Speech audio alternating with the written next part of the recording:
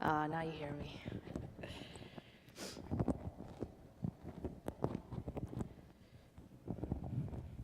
They were so excited to have me speak, they had me come up 10 minutes early.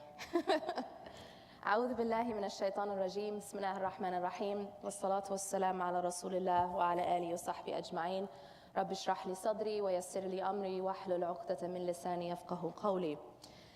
Assalamu alaikum, everyone.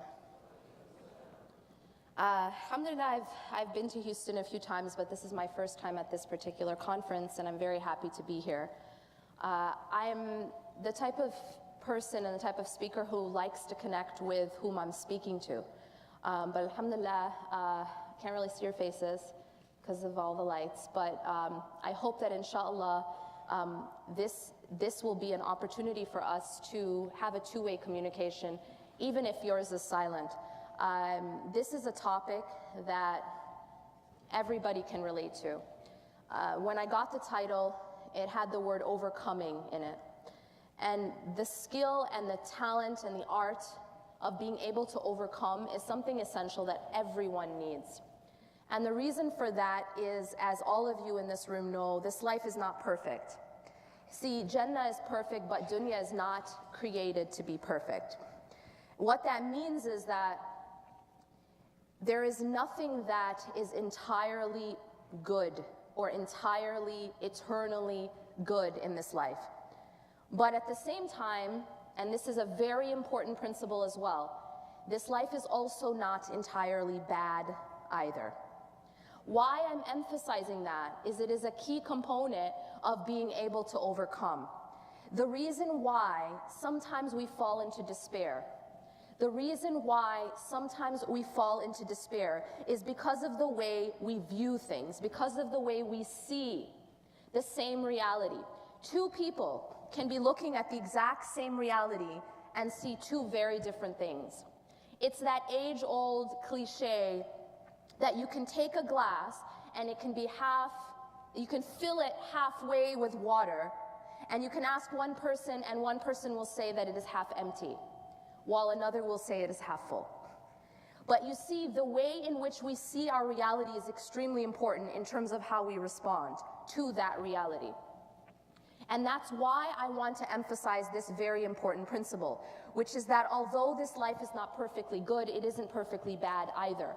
No matter how hard someone's life is, no matter how much they lose, no matter how much they struggle, they also have some ease in their life. They also have goodness in their life. No one, no matter how hard they have it, live with only hardship and no ease. It's just the design of Allah subhanahu wa ta'ala that He gives us both. And not only does He give us both, but Allah subhanahu wa ta'ala says, Inna ma'al usri yusra. And what that means is that along with the difficulty, and difficulty in this ayah is singular, along with the singular difficulty is plural, many eases, yusra. And this idea is very important because often people believe that things are either going to be all good or they're going to be all bad. And when they go through difficulty, they have trouble finding the light within the darkness. And so I want to begin by speaking about the fact that there is always light, even within the darkness. Just now we're in a rather dark room. The lights are very, very low, the ceiling lights. But there's also a lot of light as well. And so a person can choose what they focus on.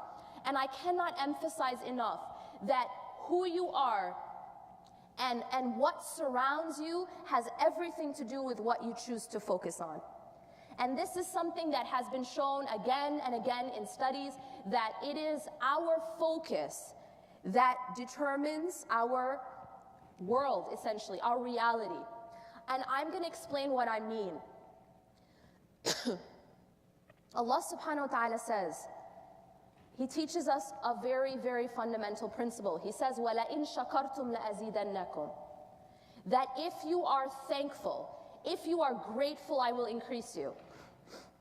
And what's so powerful about this is that what Allah is showing us is that if you and I choose to focus on what we have, rather than focusing on what we don't have, what we have will increase.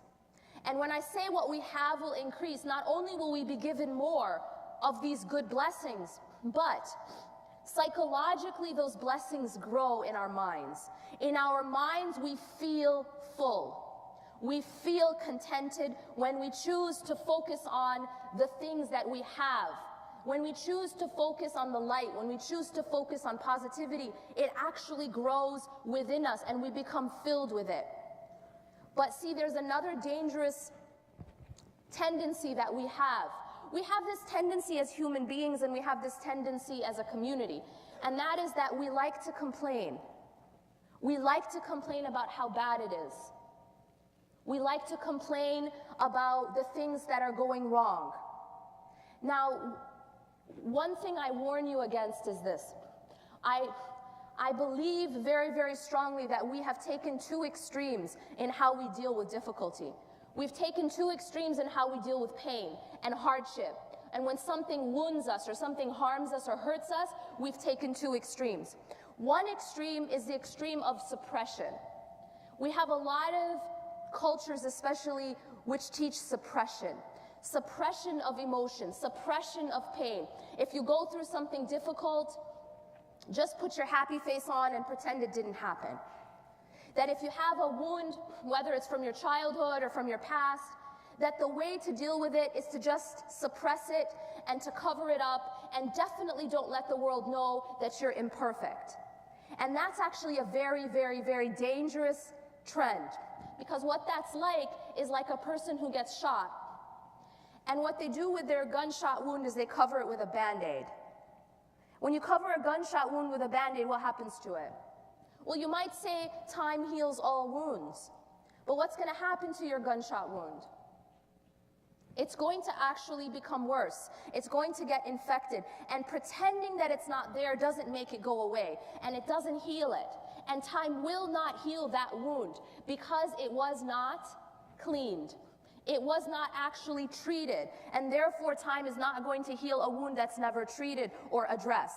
You have to address the wound, and then you can talk about healing. So there's this extreme of just suppression, pretend you're perfect, pretend everything is perfect, put your mask on, and there's a very, very strong push in our culture to be perfect. Have perfect skin. That's why we have so many filters, alhamdulillah. Have a perfect body. That's why we have Photoshop, alhamdulillah. Have a perfect life, perfect children, perfect spouse. Everything has to be perfect. And if it isn't perfect, put a filter both physically and metaphorically to make it look perfect, right? And we have this all over our social media. People photoshopping their lives to make it look what it is not, because there's so much pressure to be perfect. Nobody wants to see your flaws. Nobody wants to see that. No one wants to know that you have wrinkles or stretch marks. No one wants to know that you don't have perfect skin or you don't have a perfect life or a perfect figure. And there's so much pressure, and this is actually causing a lot of depression and a lot of anxiety, all this pressure to compete and to be perfect. It's very, very dangerous, in fact. And spiritually, it's very dangerous because it turns us into fake people. And when we become fake people, a fake person cannot connect to their creator. If you're fake, you can't connect to Allah. You have to be real to be able to connect to your creator.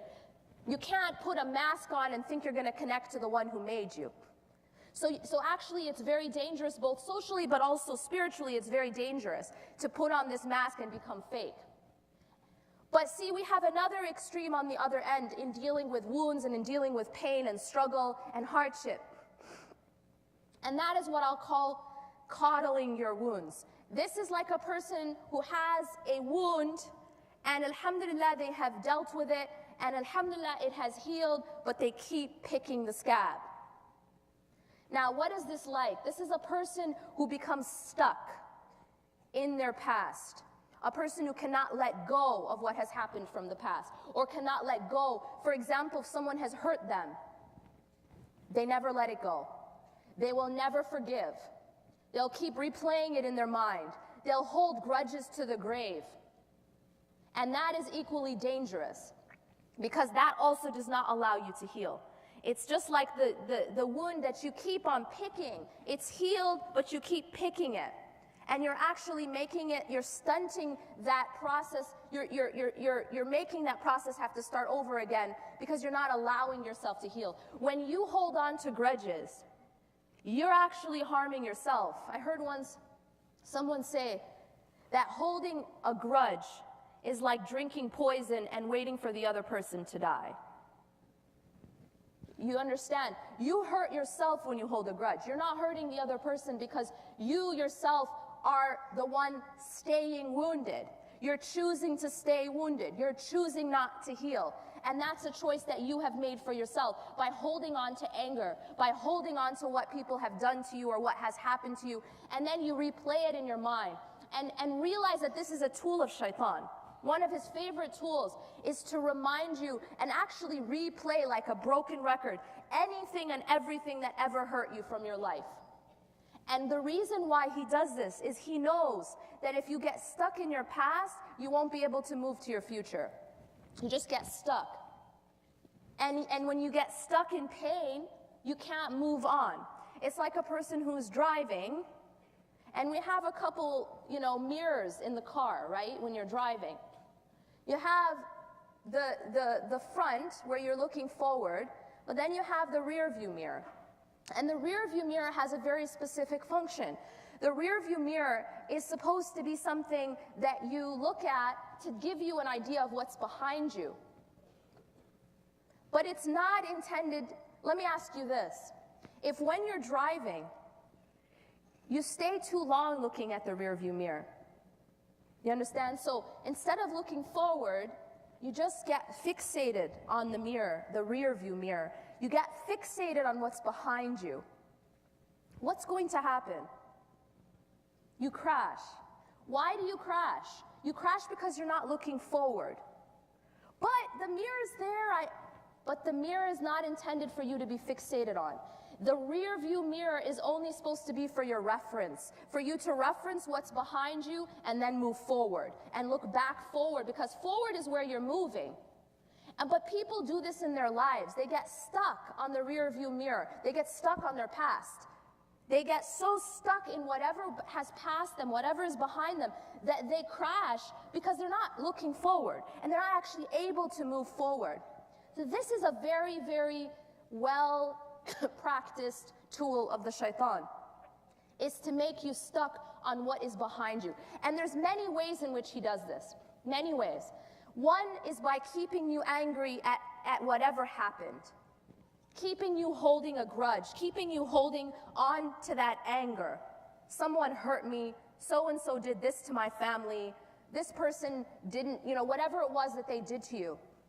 Sometimes he might try to keep you angry at Allah subhanahu wa ta'ala. A'udhu billah. Oh, look what Allah did to you. Right? This is the worst kind. Look what Allah did to you. Look what Allah took from you. You didn't deserve that. That wasn't fair. This is the type of poisonous waswasa that he will put. And when you start to when you start to allow that and it grows within you, it's like poison. So it will replay these things in order to keep you internally very negative. And when you're internally negative, it's like poison going through your veins. You won't be able to move forward. So what's the solution? I've talked about two extremes. I've talked about the first, which is the suppression, that the fake attitude, right? The I'm perfect, let me put a Band-Aid on all my problems and not actually deal with them. As we said, that's not going to solve anything. You can't put a Band-Aid on a gunshot wound and expect it to heal. It's in fact going to get infected, and you're going to end up having to amputate or even die from the infection. The other extreme were those who just stay stuck, who coddle the wounds, who take off the scab, who get fixated on the rear view mirror. And that also is going to make you crash. So then what's the solution? How can we deal with hardship? How can we be genuine and authentic and not fake, but at the same time not get stuck in that quicksand, right? In that mud that doesn't allow us to move forward. And I believe that the answer is this. The answer is that we need to be honest about our reality. We need to be real about our reality. For example, when you walk outside and it's nighttime, it's night. Is it dark at night? Yes, thank you. No one's saying, no, it's not dark. It's actually really light, because that's called denial, right? So if you walk outside and it's dark, it's night. It would be denial to say, actually, the sun is up right just now. So you can step outside when it's night and say, yes, it's dark right now. Yes, I'm in pain right now. Yes, things are hard right now. Yes, Trump is going to be taking office right now. That's true. However, the dangerous thing is allowing that darkness to consume you, is allowing that negativity and that fear. Because you see, when we allow fear to own us, we become like slaves. It's just like being chained up. You can't actually move when you allow fear to consume you. So what is the proper way to deal with it? The proper way is to realize and to acknowledge, yes, it's night right now. However, I believe and I know that tomorrow the sun will rise. It is the ability to still have hope. See, it's the death of hope that kills a person. Think about it this way. There's one saying I read, and it says that a person doesn't drown by falling into the water. You only drown by staying there. Make sense? You don't drown because you just got dropped into the water, but you will drown if you stay there. You have to move. You have to be able to move out of that situation and not stay stuck in order to survive. But why I'm saying this is because there's a lot of challenges we are dealing with, both personally and collectively as a community. Obviously, there are hardships. Obviously, these things are real. Obviously, these challenges are real. But I will tell you what will make all the difference. There will be a group of people who are going to focus on the problem. There will be a group of people, there always will be a group of people who will continue to focus on everything that's going wrong. And that's going to be all they talk about, and that's going to be all they read about, and that's going to be all they think about. But what happens when you do that, when you focus on the problem, is that it grows. It will grow, and it will consume you, and you actually start to become paralyzed by it. Have you ever done that where you just watch too much negative news for a while? How do you feel after that?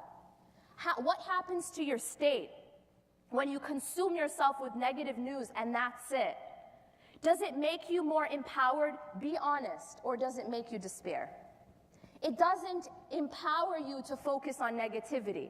What empowers you is to focus on hope, to focus on what you can do about it, to focus on how you can make it better. You understand the difference? And there will be another group of people who will focus on the positivity, on what it is that we can do to make a change. See, if I am chained up and all I do is focus on my chains, man, I got a lot of chains just now. I got a lot of them. And I just sit and describe the chains. I tell you how heavy they are. I tell you exactly their shape, their color, and that's it.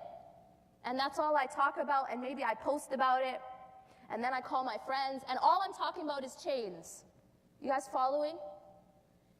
And that's it. But I haven't actually taken any steps to break those chains. I haven't focused on how can I get out of that situation, or how can I improve my situation. If all these lights got turned off just now, all of them, see, we could sit and we could talk between one another about how dark it is in the room.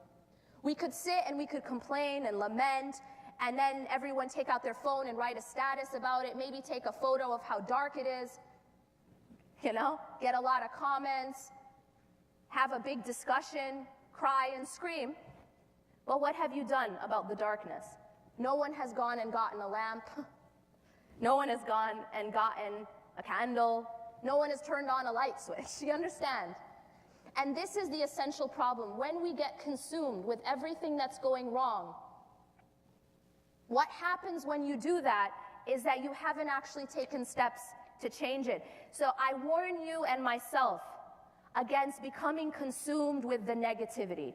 I warn you and myself from becoming consumed with everything that's going wrong and only problems, because I promise you, while the problems are real, the goodness is also real. There's also goodness. Allah has promised that inna ma'al usri yusra. Allah has promised that along with the hardship comes eases, the plural of ease.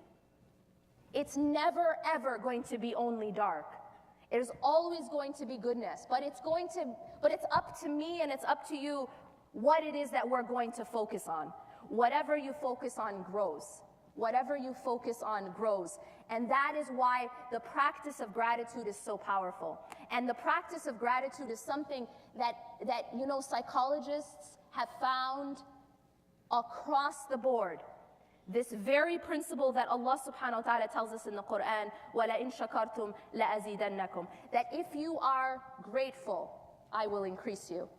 They have actually found in studies that one of the most effective ways to treat depression is simply to keep a gratitude journal.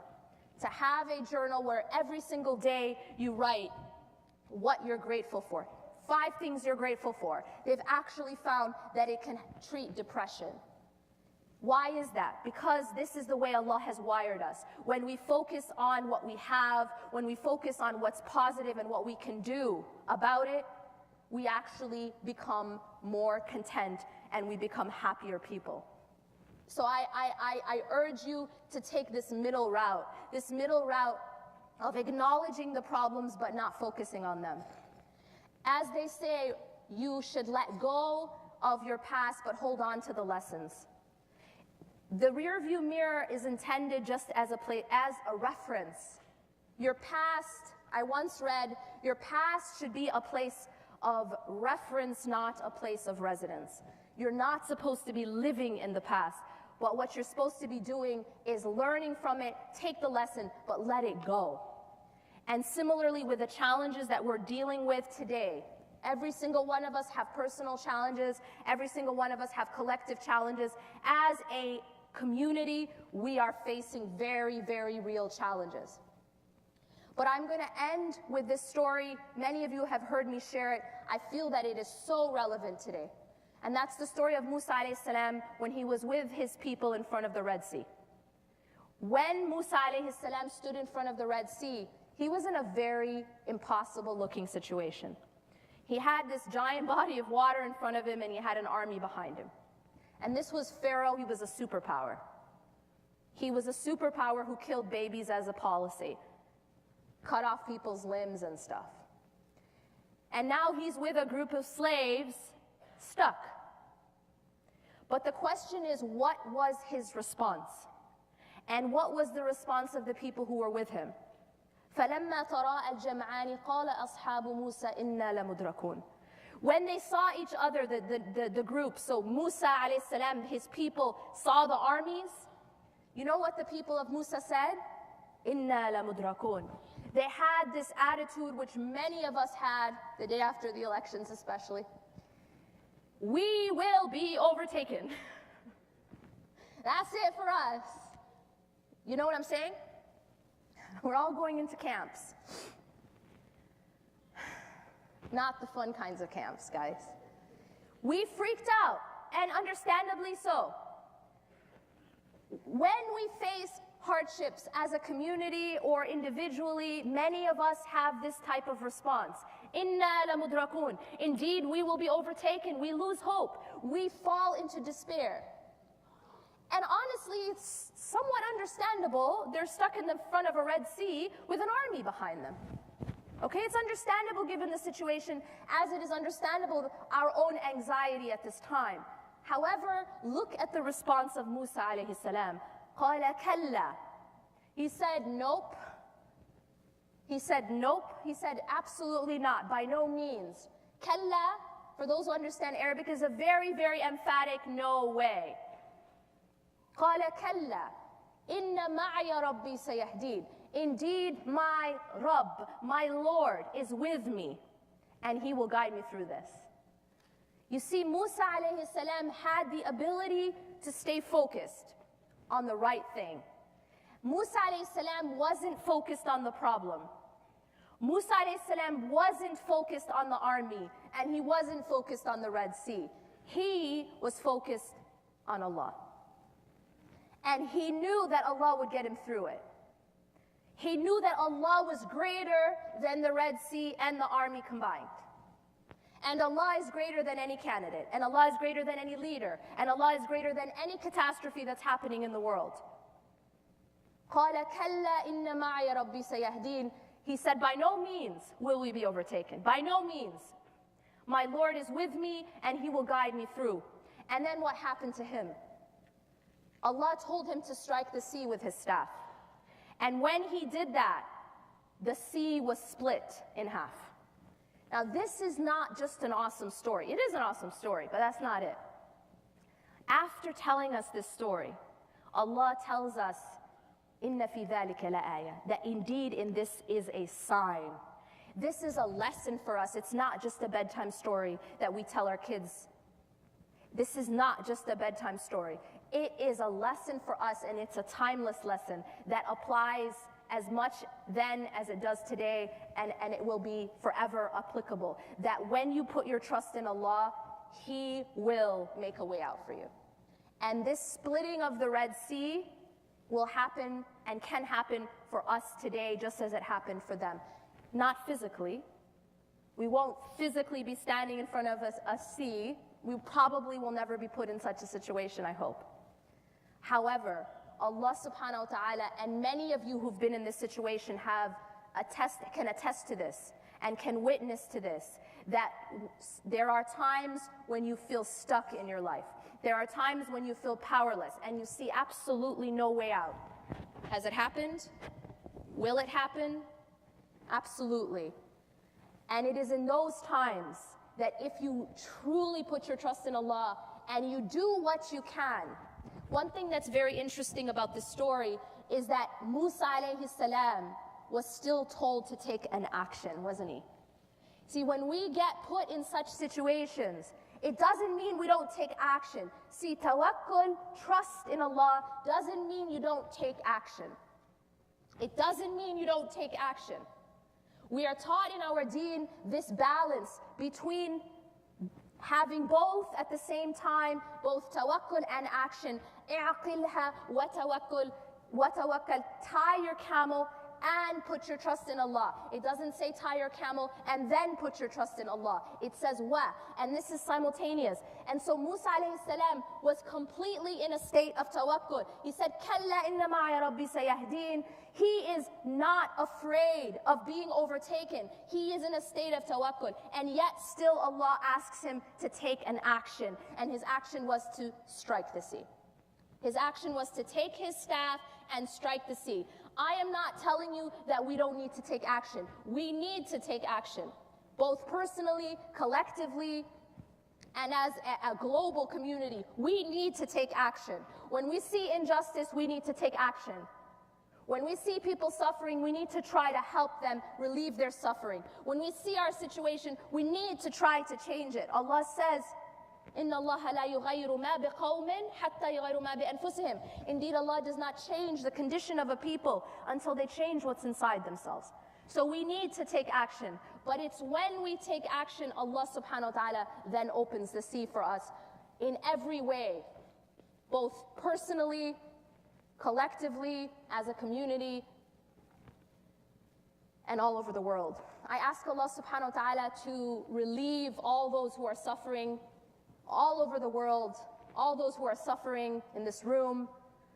And I ask Allah subhanahu wa ta'ala to enable us to take that action, to change ourselves internally, and for Allah subhanahu wa ta'ala to change our condition externally. أقول قولي هذا واستغفر الله لي ولكم إنه غفور رحيم. سبحانك الله وبحمدك أشهد أن لا إله إلا أنت أستغفرك وأتوب إليك والسلام عليكم ورحمة الله وبركاته.